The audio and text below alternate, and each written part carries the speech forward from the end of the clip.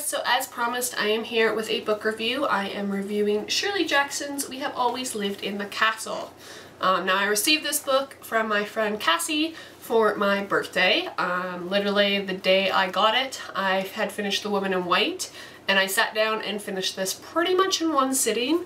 It's a fairly short book. I think it's like 150 some odd pages, and honestly guys, oh, I love this book so much. Cassie's been trying to get me to read Shirley Jackson for a while now. That and Flannery O'Connor. So I finally read something that she recommended, and honestly, oh, it was so good. So to start off with, basically you meet Mary Catherine Blackwood, otherwise known as Maricat, which is an awesome name. And she lives in the family house, which is kind of on the edge of a village. It's this massive property that's all fenced off from the village, and you find out that the villagers don't really like the Blackwood family. 6 years prior to the events of the novel, you find out that most of the family, this is in the first chapter, so I'm just giving a quick plot summary. Most of the family died from arsenic poisoning in the sugar, which, Maricat is clearly not the killer because she was sent to bed without supper, and the only person who was at the dinner table was her sister who survived, other than her Uncle Julian, who did ingest the arsenic, was her sister Constance, who didn't put sugar on the berries. You find out that she was acquitted of this, but not everybody believes that she actually was innocent. Yeah.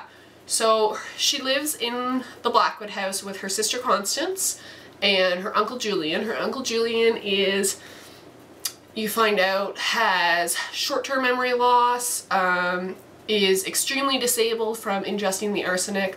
It was touch and go as to whether or not he survived. And yeah, it's fantastic. Basically, Maricat is almost feral. She was, I want to say, 13 or 14 at the time of her parents' death, and she's around, actually I think it says, she's 18 years old in this book, so she would have been 12 when her family all died, and she's kind of grown up feral. She hasn't had any parental influence. She's the one who goes into town and gets all the food because Constance can't handle going, and Uncle Julian is obviously disabled and not mentally unstable, but not mentally strong enough to go into the village. You see the kind of bullying she faces by the villagers, and you have to remember that this is an 18-year-old girl who's being bullied by these small town villagers because they think her sister killed her family, which you would think would garner her sympathy simply because, you know, but yeah. So this is such a haunting novel. Honestly, I cannot wait to read more Shirley Jackson. I have a bunch on my wish list. I'm kind of hoping for Christmas somebody will actually buy me books. My family has this really bad habit of not buying me books, so I'm hoping to change that this year.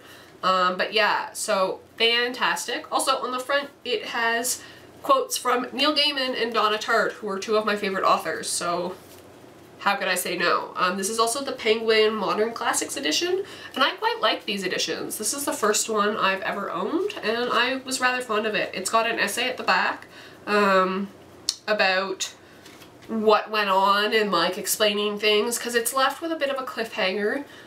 You don't really know what fully happened. You kind of get a glimpse at what happened that night 6 years ago and stuff like that. So yeah, it's really good. I would highly recommend this. It's definitely spooky, definitely a Halloween-y read. Yeah, it reminded me a lot of I Capture the Castle, but in a far more sinister light. I love both books, and yeah, so definitely check this one out, and I will see you guys next week. Bye!